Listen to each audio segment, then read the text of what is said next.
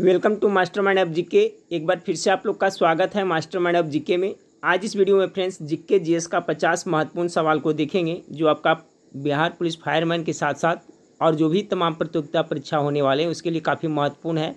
तो वीडियो को शुरू से लास्ट तक जरूर देखिएगा।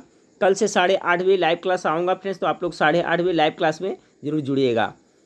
चलिए तो आज का पहला सवाल देखते हैं। जो स्टूडेंट चैनल को सब्सक्राइब नहीं किए हैं, चैनल को सब्सक्राइब कर बेल आइकन को दबा दीजिएगा, तभी आपका लाइव क्लास का भी नोटिफिकेशन समय से मिलता रहेगा। आज का पहला सवाल देख लें।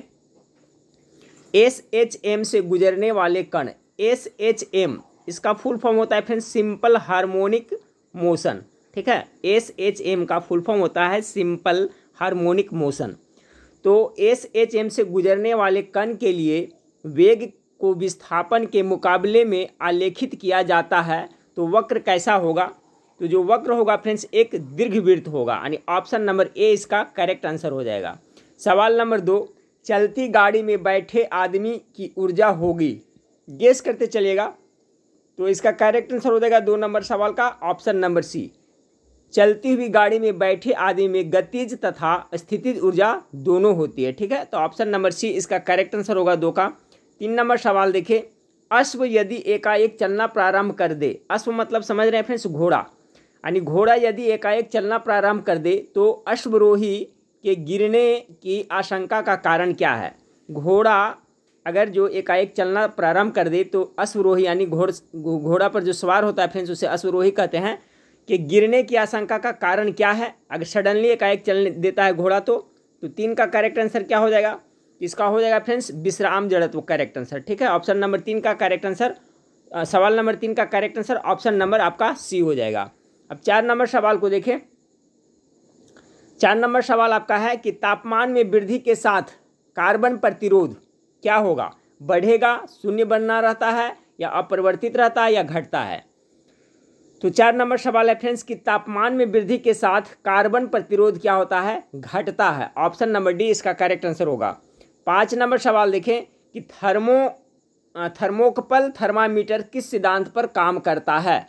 5 नंबर सवाल का तो देखिए ये जो आपका है सीबैक प्रभाव पे काम करता है फ्रेंड्स, ऑप्शन नंबर सी इसका करेक्ट आंसर हो जाएगा। याद रखें इंपॉर्टेंट क्वेश्चन है कि थर्मोकपल थर्मामीटर किस सिद्धांत पे कार्य करता है या काम करता है, तो सीबैक प्रभाव पे ये कार्य करता है। 5 का करेक्ट आंसर आपका ऑप्शन नंबर सी हो जाएगा। 6 नंबर सवाल देखें। दूरदृष्टि दोष वाली आंखों में क्या होती है?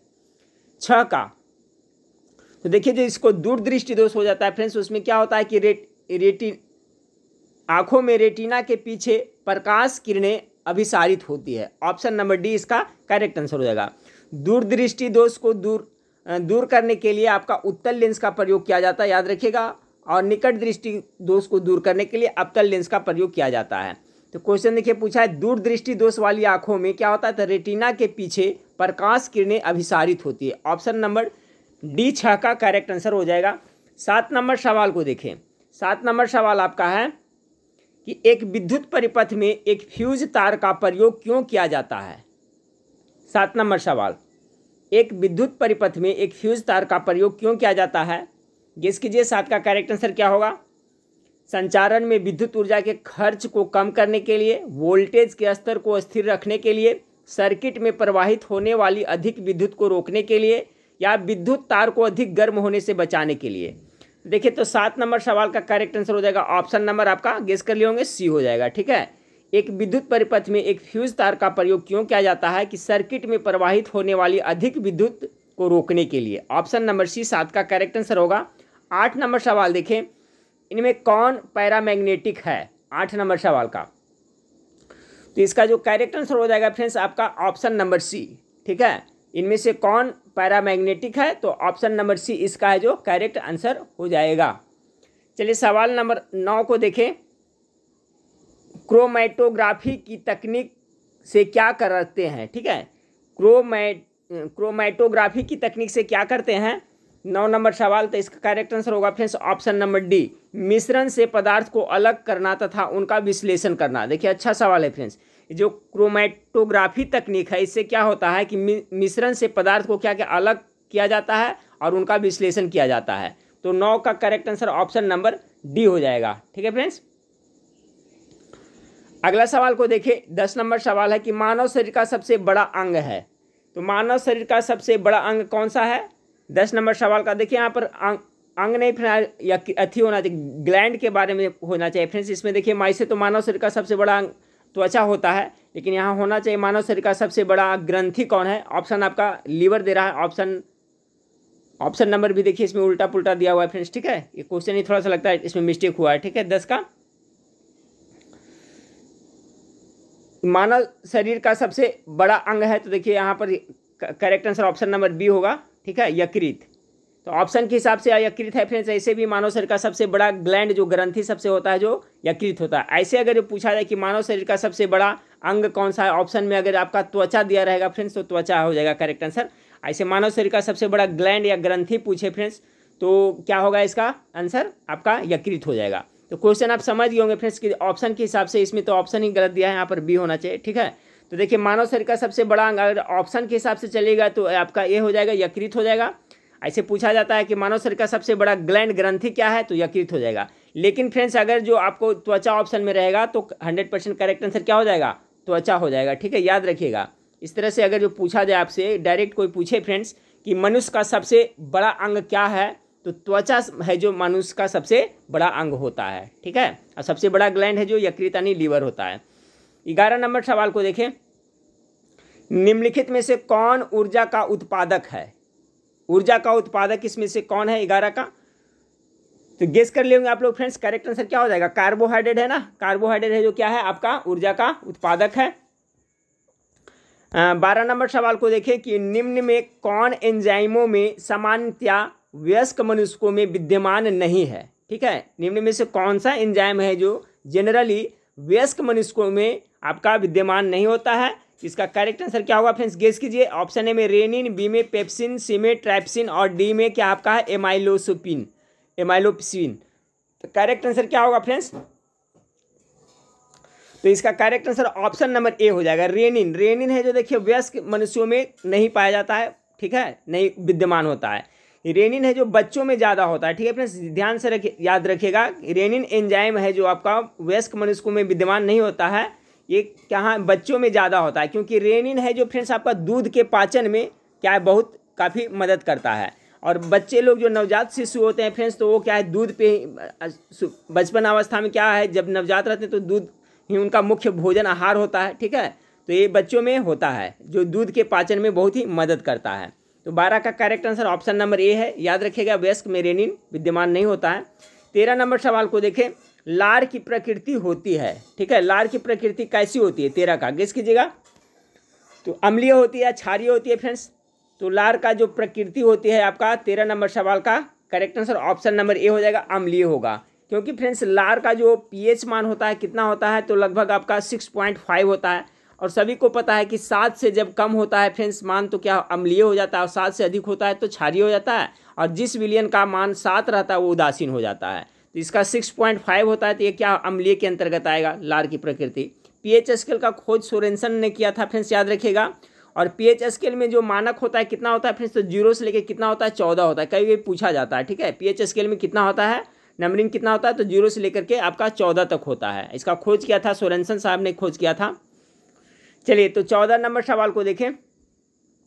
14 नंबर सवाल आपका है कि कैंसर से लड़ने के लिए कौन सा जानवर उपयोगी है? कैंसर से लड़ने के लिए 14 का जो करेक्ट आंसर हो जाएगा फ्रेंड्स ऑप्शन नंबर आपका सी हो जाएगा, तारा मछली है जो आपका कैंसर से लड़ने के लिए उपयोगी है। ऑप्शन नंबर सी 14 का करेक्ट आंसर हो जाएगा। 15 नंबर सवाल को देखिए। 15 नंबर सवाल आपका है कि किस स्तनधारी के पास उड़ने के लिए पंख होते हैं? 15 का जो करेक्ट आंसर होगा फ्रेंड्स आपका ऑप्शन नंबर ए चमगादड़, ठीक है, चमगादड़ के स्तनधारी वर्ग के अंतर्गत आते हैं और उड़ने के लिए से पंख होते हैं। 16 नंबर सवाल को देखें कि भारतीय सांख्यिकी संस्थान ISI का मुख्यालय कहाँ है? 16 का करेक्ट आंसर गेस कीजिए फ्रेंड्स। 16 का इसका करेक्ट आंसर हो जाएगा आपका कोलकाता हो जाएगा।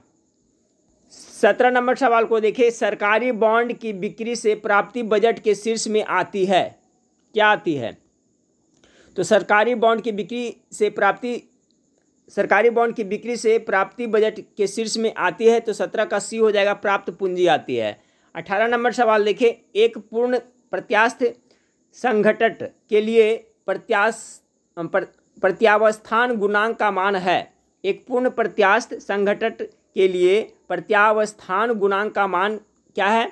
18 का जो आपका करेक्ट आंसर हो जाएगा ऑप्शन नंबर ए हो जाएगा। कितना? 1। 19 नंबर सवाल को देखें। कह रहा है कि नीले, लाल, काले व सफ़ेद रंग के समान ताप वाले 4 तारों को ठंडा होने दिया जाता है, किसकी शीतलन दर सबसे अधिक होगा? अच्छा सवाल है फ्रेंड्स 19 नंबर सवाल का।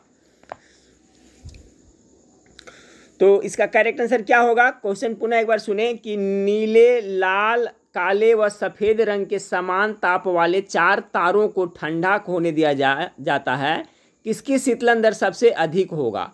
19 का करेक्ट आंसर हो जाएगा फ्रेंड्स आपका ऑप्शन नंबर डी। किसका? सफ़ेद की हो जाएगी। ठीक है, क्योंकि फ्रेंड्स शीतलन की दर सर्वाधिक किस में होगा? तो आपको सफ़ेद रंग में होगा। ऐसे भी फ्रेंड्स सभी जानते हैं कि जो सफ़ेद कलर है ऊष्मा का बहुत ही कम अवशोषण करता है। फ्रेंड्स यही कारण है कि गर्मी के दिन में ज़्यादातर लोग सफ़ेद कपड़ा पहनना पसंद करते हैं, क्योंकि ऊष्मा बहुत कम अवशोषित करता है सफ़ेद जो होता है। ठीक है, तो ऑप्शन नंबर डी इसका करेक्ट आंसर होगा। 20 नंबर सवाल का है, किस आयोग ने काले धन के उन्मूलन के लिए सुझाव प्रस्तुत किया? 20 नंबर सवाल का। तो 20 का जो करेक्ट आंसर हो जाएगा फ्रेंड्स आपका चिलैया आयोग। ठीक है, ये चिलैया आयोग का गठन 1991 ईस्वी में हुआ था फ्रेंड्स। ठीक है, तो कह रहा है किस आयोग ने काले धन के उन्मूलन के लिए सुझाव प्रस्तुत किया था? चिलैया आयोग इसका है जो करेक्ट आंसर हो जाएगा। एक चिलैया समिति यही है जो आपका किससे संबंधित है? तो कर टैक्स से है। आप लोग को पता होगा टैक्स से संबंधित है चिलैया आयोग। चिलैया समिति पूछा जाता है तो किससे है? आपका टैक्स से है, कर से संबंधित ये है। तो 1991 में चिलैया आयोग ने कर चोरी रोकने के लिए आपका करदाताओं की पहचान के लिए बनाया गया था। तो इसका correct answer option number B होगा। क्वेश्चन देखिए किस तरह से पूछा है कि किस आयोग ने काले धन के उन्मूलन के लिए सुझाव प्रस्तुत किया था? तो चिलैया आयोग ने किया था। 21 नंबर सवाल को देखें। नैस्डैक की सूची में स्थान पाने वाली प्रथम भारतीय कंपनी कौन सा है? नैस्डैक का सूची में 21 का जो करेक्ट आंसर हो जाएगा फ्रेंड्स आपका ऑप्शन नंबर डी होगा, इंफोसिस हो जाएगा। ठीक है, नैस्डैक की सूची में शामिल होने वाली पहली भारतीय कंपनी इंफोसिस बन गया है। तो याद रखिएगा ऑप्शन नंबर डी इसका करेक्ट आंसर होगा। 22 नंबर है, प्रोफेसर सतीश धवन अंतरिक्ष केंद्र कहाँ स्थित है? तो ये कहाँ पड़ता है? आपका 22 का करेक्ट आंसर हो जाएगा ऑप्शन नंबर बी हो जाएगा, आंध्र प्रदेश में है फ्रेंड्स। प्रोफेसर सतीश धवन अंतरिक्ष केंद्र कहाँ स्थित है? तो आंध्र प्रदेश राज्य में है। चलिए अगला सवाल को देखते हैं। कन्नड़ का आदि कवि है, कन्नड़ के आदि कवि कौन है? गेस कीजिएगा। तो 23 का करेक्ट आंसर हो जाएगा फ्रेंड्स कन्नड़ के आदि कवि पंपा है। ऑप्शन नंबर ए इसका करेक्ट आंसर हो जाएगा। ठीक है, महाकवि पंपा है जो कन्नड़ के बड़े कवि माने जाते हैं। ठीक है, तो कन्नड़ का आदि कवि कौन है? तो पंपा है। अगला सवाल है, मार्क टूली किस क्षेत्र के जुड़े रहे हैं? मार्क टूली 24 नंबर सवाल का। तो देखिए मार्क टूली है जो आपका समाचार पर्सन से जुड़े हुए हैं। ऑप्शन नंबर ए इसका करेक्ट आंसर होगा 24 का। 25 नंबर सवाल को देखें। 25 नंबर सवाल आपका, आनंद वन एक कुष्ठ पुनर्वास केंद्र है जिसके संस्थापक हैं। चलिए आनंद वन क्या है? एक तो कुष्ठ पुनर्वास केंद्र है, तो इसके संस्थापक के बारे में पूछा जा रहा है 25 का। तो 25 का हो जाएगा, आनंद वन की स्थापना बाबा आमटे ने किया था। Option number A. ये आपका कहाँ पड़ता है फ्रेंड्स? तो महाराष्ट्र के नागपुर के निकट में बाबा आमटे ने आनंद वन की स्थापना किया था, जो आपका कुष्ठ पुनर्वास केंद्र है, याद रखिएगा। तो आनंद वन कहाँ पड़ता है आपका? तो महाराष्ट्र में पड़ता है, जिसके स्थापना किसने किया था? बाबा आमटे ने। 26 नंबर सवाल को देखें। कोलकाता में मदर टेरेसा द्वारा स्थापित the home for the dying को किस नाम से जाना जाता है? 26 का जो करेक्ट आंसर होगा फ्रेंड्स आपका ऑप्शन नंबर सी हो जाएगा, निर्मल हृदय। कोलकाता में मदर टेरेसा द्वारा स्थापित the home for the dying को किस नाम से जाना जाता है? तो निर्मल हृदय के नाम से जाना जाता है। ऑप्शन नंबर सी इसका करेक्ट आंसर होगा। 27 नंबर सवाल देखिए, गौतम बुद्ध की विशालतम प्रतिमा कहाँ स्थापित है? 27 का जो करेक्ट आंसर हो जाएगा फ्रेंड्स आपका ऑप्शन नंबर बी हो जाएगा। ठीक है, चाइना में गौतम बुद्ध की विशालतम प्रतिमा कहाँ स्थापित है? तो चीन में इसका करेक्ट आंसर होगा 27 का।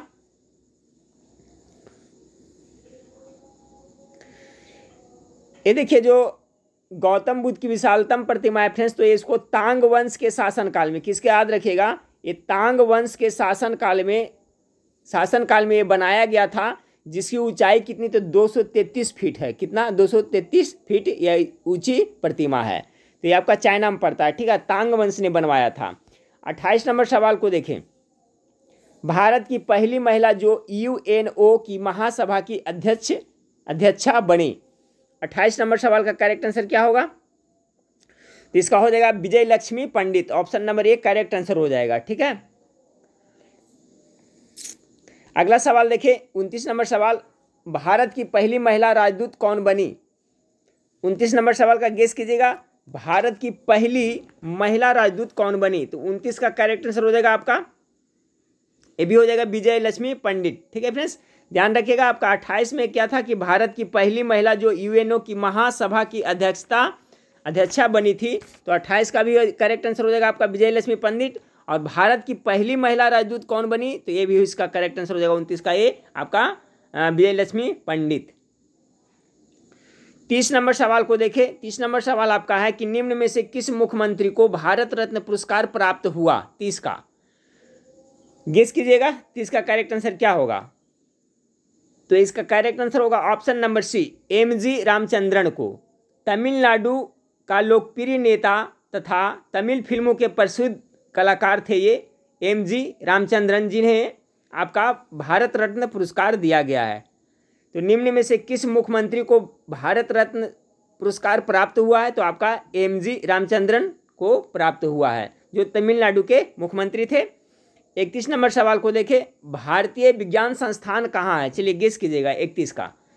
तो भारतीय विज्ञान संस्थान आपका बेंगलुरु में स्थित है, ठीक है। और जो भारतीय विज्ञान संस्थान है, इसकी स्थापना 1909 ईस्वी में हुआ था फ्रेंड्स, याद रखिएगा ये भी, ठीक है। तो देखिए भारतीय विज्ञान संस्थान आपका कहाँ है, तो ये आपका बेंगलुरु में पड़ता है। ऑप्शन नंबर डी 31 का करेक्ट आंसर होगा। इसकी स्थापना 1909 ईस्वी में जमशेद जी टाटा के द्वारा की गई थी, ठीक है, याद रखिएगा। अगला सवाल है, वर्जिन एयरलाइंस किस देश का है। वर्जिन एयरलाइंस किस देश का है, तो 32 का correct answer option number B, ये यूनाइटेड किंगडम का एयरलाइंस है। फिर है अगला सवाल फ्रेंड्स आपका, मपूतो किस देश की राजधानी है। मपूतो 33 का, तो देखिए मपूतो है जो किस देश की राजधानी है, गेस कीजिएगा, सेशेल्स का, घाना का, या मोजाम्बिक का, या अंगोला का। तो मपूतो राजधानी आपका है किसका, मोजाम्बिक का। ऑप्शन नंबर सी 33 का करेक्ट आंसर हो जाएगा। 34 नंबर सवाल देखें, G4 सदस्य नहीं है, तो G4 सदस्य इसमें कौन नहीं है, गेस कीजिएगा, भारत, जर्मनी, जापान या दक्षिण अफ्रीका। 34 का, तो 34 का जो करेक्ट आंसर हो जाएगा फ्रेंड्स आपका ऑप्शन नंबर क्या हो जाएगा, भारत, जर्मनी, जापान तो है। ऑप्शन नंबर डी दक्षिण अफ्रीका है जो G4 का सदस्य आपका नहीं है, याद रखिएगा। देखिए G4 में कौन कौन देश आते हैं फ्रेंड्स, तो एक भारत एक हो गया, दूसरा में आपका जर्मनी हो गया, तीसरा में आपका हो गया जापान हो गया फ्रेंड्स, और चौथा में जो आता है आपका ब्राज़ील आता है, ठीक है, दक्षिण अफ्रीका नहीं, ब्राज़ील आता है। चौथा में क्या आ जाता है आपका, ब्राज़ील आता है। तो G4 में कौन कौन सा देश शामिल है, तो याद रखिए भारत, जर्मनी, जापान और ब्राज़ील है जो इसका सदस्य देश है G4 का। दक्षिण अफ्रीका है जो नहीं है, तो इसलिए ऑप्शन नंबर डी इसका करेक्ट आंसर होगा। आंसुओं का द्वार के नाम से जाना जाता है, आंसुओं का द्वार के नाम से किसे जाना जाता है, 35 का। तो 35 का जो करेक्ट आंसर हो जाएगा आपका बाब उल मंदेब को जाना जाता है। ऑप्शन नंबर सी इसका करेक्ट आंसर हो जाएगा, ठीक है, बाब उल मंदेब को आंसुओं के द्वार के उपनाम से जाना जाता है। 36 नंबर सवाल को देखें, सबसे बड़ा नदी मुहाना है, सबसे बड़ी नदी मुहाना किसका कौन बनाता है, 36 का। तो सबसे बड़ा नदी मुहाना आपका गंगा नदी का है। ऑप्शन नंबर 20 का करेक्ट आंसर हो जाएगा। अगला है, ज्वार भीति क्या है।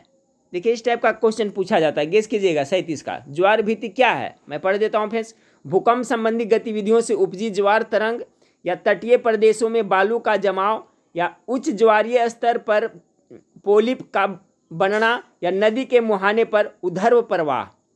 तो 37 का जो करेक्ट आंसर हो जाएगा ऑप्शन नंबर डी हो जाएगा। ज्वार भीति क्या है, तो नदी के मुहाने पर उधर्व प्रवाह को ज्वार भीति कहा जाता है, ठीक है। तो ऑप्शन नंबर डी इसका करेक्ट आंसर होगा 37 का। 38 नंबर सवाल को देखें, 38 नंबर सवाल आपका है, निम्न में से किसे दक्षिणी प्रशांत महासागर का चौराहा कहा जाता है? दक्षिणी प्रशांत महासागर का चौराहा किसे कहा जाता है? तो इसका करेक्ट आंसर हो जाएगा फ्रेंड्स आपका फिजी को कहा जाता है। ठीक है, दक्षिणी या दक्षिण प्रशांत महासागर का चौराहा किसे कहा जाता है? तो फिजी को कहा जाता है। 38 का एक करेक्ट आंसर होगा। 39 नंबर, निम्न में से कौन सी कृषि विद्या इको फ्रेंडली है? ये भी देखिए बहुत इंपॉर्टेंट सवाल है। इसमें से कौन सी कृषि विद्या है जो इको फ्रेंडली है? 39 का जो करेक्ट आंसर हो जाएगा friends option number A, organic farming. Organic farming है जो आपका इको फ्रेंडली है। बहुत इंपॉर्टेंट सवाल है, ऑप्शन नंबर ए इसका करेक्ट आंसर हो जाएगा। 40 नंबर सवाल को देखें, निम्न में से किस राज्य में जलोढ़ मिट्टी नहीं पाई जाती है? जलोढ़ मिट्टी कौन से राज्य में नहीं पाई जाती है फ्रेंड्स? गेस कीजिएगा 40 का। सबसे ज़्यादा देखिए, सबसे ज़्यादा मिट्टी है जो आपका पूरे भारत में देखा जाए तो यही जलोढ़ मिट्टी पाई जाती है। जलोढ़ मिट्टी को ही दोमट मिट्टी कही जाती है, जो चावल और गेहूं की खेती के लिए काफ़ी उपयुक्त मानी जाती है। ठीक है, तो जलोढ़ मिट्टी है जो कौन सा राज्य में नहीं पाई जाती है? तो ये आपका मध्य प्रदेश में जलोढ़ मिट्टी नहीं पाई जाती है। बाकी तमिलनाडु, उड़ीसा, तेलंगाना और बाकी यूपी बिहार इस समय आपका जलोढ़ मिट्टी पाई जाती है। ठीक है फ्रेंड्स, यूपी और बिहार में तो खास करके बहुत ज़्यादा पाया जाता है। ये जलोढ़ मिट्टी का निर्माण क्या है कि नदी का जो आपका अपछाव होता है फ्रेंड्स, जो अवशेष बचता है मुहाने पर, उसी से निर्माण होता है। जलोढ़ मिट्टी के प्रकार अगर देखें तो दो प्रकार का होता है, एक खादर होता है, एक बांगर होता है। जो नवीन जलोढ़ होता है उसको खादर कहते हैं, जो पुराना जलोढ़ होता है उसे बांगर कहते हैं। ठीक है, याद रखिएगा। 41 नंबर सवाल को देखें, कौन सी मिट्टी बेसाल चट्टान के टूटने से बनी है? चलिए, यानी बेसाल चट्टान के टूटने से किस मिट्टी का निर्माण होता है? बहुत इंपॉर्टेंट सवाल 41 का फ्रेंड्स। तो अभी तो जलोढ़ मिट्टी बताया, जलोढ़ मिट्टी तो नहीं हो सकता फ्रेंड्स, क्योंकि ये तो नदी के द्वारा बहाव से जो अवशेष बचता है फ्रेंड्स उससे बनता है, निक्षेपण से बनता है नदी के। तो ये तो आपका होगा जलोढ़ मिट्टी नहीं। अब बच गया काली मिट्टी, लाल मिट्टी और लेटेराइट मिट्टी। तो 41 का करेक्ट आंसर होगा काली मिट्टी। ठीक है फ्रेंड्स, बैसाल चट्टान के टूटने से आपका काली मिट्टी का निर्माण होता है। काली मिट्टी है जो कपास की खेती के लिए बहुत उपयुक्त मानी जाती है, और यह महाराष्ट्र में इसका सबसे ज़्यादा महाराष्ट्र में काली मिट्टी पाई जाती है। 41 का करेक्ट आंसर है फ्रेंड्स ऑप्शन नंबर बी हो जाएगा। 42 नंबर है, भारत की सर्वाधिक बड़ी अपवाह वाली नदी कौन है? अपवाह वाली 42 का, ये इसका हो जाएगा गंगा ही हो जाएगा। ऑप्शन नंबर बी इसका करेक्ट आंसर हो जाएगा। 43 नंबर सवाल को देखें, गोदावरी नदी किन राज्यों से नहीं गुजरती है? गोदावरी नदी किन राज्यों से नहीं गुजरती है? 43 का करेक्ट आंसर क्या होगा? तो देखिए इसका करेक्ट आंसर हो जाएगा फ्रेंड्स महाराष्ट्र से गोदावरी तो गुजरती है, आंध्र प्रदेश से भी गुजरती है, तेलंगाना, आपका मध्य प्रदेश से आपका गोदावरी नदी नहीं गुजरती है, याद रखिएगा। ऑप्शन नंबर डी इसका करेक्ट आंसर हो जाएगा। 44 नंबर सवाल को देखें, कौन सी परियोजना कृष्णा या उसकी सहायक नदी पर नहीं है? कौन सी परियोजना है? 44 का गेस कीजिएगा। तो देखिए नागार्जुन तो आपका है, तुंगभद्रा भी है, श्री सेलम भी है, निजाम सागर है जो आपका कृष्णा या उसकी सहायक नदी पर नहीं है। निजाम सागर परियोजना है जो क्या कृष्णा या उसकी सहायक नदी पर नहीं है। ठीक है फ्रेंड्स, क्योंकि निजाम सागर बांध है जो आंध्र प्रदेश में एक गोदावरी की सहायक नदी, ठीक है, गोदावरी की सहायक नदी, जिस नदी का नाम क्या है? मंजीरा। ठीक है, मंजीरा पर ये बनी हुई है, तो याद रखिएगा। फिर से एक बार देख लें क्वेश्चन किस तरह से पूछा है कि कौन सी परियोजना कृष्णा या उसकी सहायक नदी पर नहीं है। ठीक है, कृष्णा या उसका जो भी सहायक उस पर नहीं है, तो आपका निजाम सागर हो जाएगा, क्योंकि फ्रेंड्स निजाम सागर है परियोजना है वो गोदावरी की एक सहायक नदी है जिसका नाम क्या है? आपका मंजीरा है। तो मंजीरा पर ही ये आपका निजाम सागर परियोजना है। तो ऑप्शन नंबर डी इसका करेक्ट आंसर होगा। 45 नंबर सवाल को देखें, निम्न में से कौन सी नदी हिमाचल प्रदेश की नहीं है? 45 का, तो हिमाचल प्रदेश की नदी कौन सी नहीं है? तो ये आपका झेलम हो जाएगा। ठीक है फ्रेंड्स, क्योंकि झेलम नदी का उद्गम कहाँ है? आपका पड़ता है फ्रेंड्स जम्मू कश्मीर में ना। झेलम नदी कहाँ बहती है? तो खास करके जम्मू कश्मीर में बहती है, इसलिए ऑप्शन नंबर ए इसका करेक्ट आंसर होगा। झेलम नदी का उद्गम अगर देखा जाए तो वेरीनाग झरना है वहाँ से निकलता है, और जो जम्मू कश्मीर में पड़ता है। तो ऑप्शन नंबर ए इसका करेक्ट आंसर हो जाएगा। निम्न में से कौन सी नदी हिमाचल प्रदेश की नहीं है? तो झेलम नहीं है। अगला सवाल को देखें, बाकी सब है फ्रेंड्स ध्यान से, व्यास, रावी, चिनाब ये सब हिमाचल प्रदेश में है, लेकिन झेलम नहीं है। शिकारी देवी अभयारण्य किस राज्य में स्थित है? चलिए याद रखिएगा, शिकारी देवी अभयारण्य 46 का एक करेक्ट आंसर हो जाएगा फ्रेंड्स आपका हिमाचल प्रदेश में है। शिकारी देवी अभयारण्य कहाँ पड़ता है? तो हिमाचल प्रदेश में पड़ता है। 47 नंबर सवाल को देखें, भारत का कौन सा राज्य एंटीमनी का मुख्य उत्पादक है? तो 47 का जो करेक्ट आंसर हो जाएगा एंटीमनी है ना, तो इसका हो जाएगा आपका ए हो जाएगा हिमाचल प्रदेश में। भारत का कौन सा राज्य एंटीमनी का मुख्य उत्पादक राज्य है? तो हिमाचल प्रदेश हो जाएगा। 48 भारत की जलवायु है। चलिए फ्रेंड्स इसका आंसर बहुत बार मैं बताया हूँ, भारत में किस तरह की जलवायु पाई जाती है? 48 नंबर सवाल का करेक्ट आंसर क्या होगा? तो इसका जो करेक्ट आंसर होगा फ्रेंड्स 48 का ऑप्शन नंबर बी, उष्णकटिबंधीय जलवायु पाया जाता है। ठीक है, भारत में कैसी जलवायु पाई जाती है? तो मुख्य रूप से आपका उपोष्ण कटिबंधीय जलवायु पाई जाती है। तो ऑप्शन नंबर इसका बी करेक्ट आंसर हो जाएगा। ठीक है, 49 नंबर सवाल, ताजमहल किसकी देखरेख में तैयार हुआ? तो ताजमहल किसकी देखरेख में तैयार हुआ? गेस कीजिए, उस्ताद बम बादल खां या उस्ताद ईसा खां, उस्ताद अहमद लाहौरी या औरंगजेब? 49 का करेक्ट आंसर हो जाएगा उस्ताद ईसा खां। ठीक है फ्रेंड्स, उस्ताद ईसा खां की देखरेख में आगरा में ताजमहल का तैयार हुआ था फ्रेंड्स। कितना 1632 से कितना 1632 से लेकर करके कितना आपका 1654 ईस्वी के बीच में। ठीक है, तो क्वेश्चन है ताजमहल किसकी देखरेख में तैयार हुआ था? तो इसका करेक्ट आंसर क्या हो जाएगा? उस्ताद ईसा खां इसका करेक्ट आंसर हो जाएगा। चलिए आज का लास्ट सवाल को देखते हैं। 50 नंबर सवाल आपका है, किसके काल में कलकत्ता का विक्टोरिया मेमोरियल हॉल का निर्माण प्रारंभ हुआ? 50 का करेक्ट आंसर क्या होगा? तो ऑप्शन नंबर इसका सी हो जाएगा, लॉर्ड मिंटो के शासनकाल में। ठीक है, लॉर्ड मिंटो के शासनकाल में कलकत्ता का विक्टोरिया मेमोरियल हॉल का निर्माण प्रारंभ हुआ था। कब हुआ था? तो आपका 1906 ईस्वी में। ठीक है, कितना 1906 ईस्वी में। तो ये 50 प्रश्न जीके जीएस के थे फ्रेंड्स। कल से लाइव क्लास आऊँगा आपको 8:30 बजे, तो लाइव क्लास पे आप लोग जरूर जुड़िएगा। चलिए तो नेक्स्ट वीडियो में फिर मिलते हैं। देखने के लिए थैंक यू, धन्यवाद।